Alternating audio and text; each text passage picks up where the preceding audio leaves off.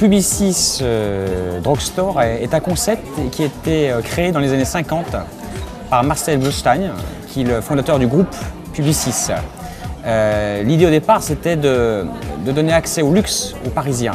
Aujourd'hui, la cuisine a un petit peu évolué, 50 ans après quand même, et donc on est sur une brasserie très contemporaine, avec toujours ces vintage qui existent toujours et qui ont été réservés et labellisés.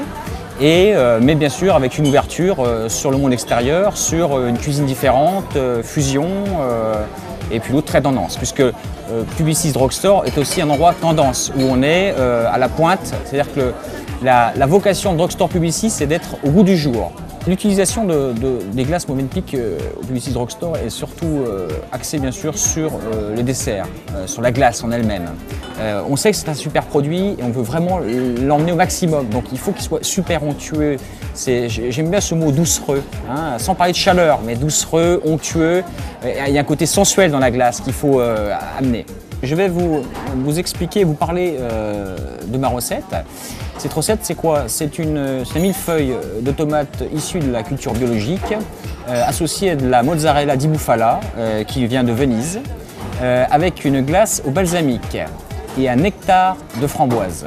Première chose, émincez vos tomates. Ensuite, vous émincez la mozzarella di bufala. Ensuite, vous faites un montage simple en millefeuille, où vous superposez un morceau de tomate et un morceau de mozza pour en créer un millefeuille.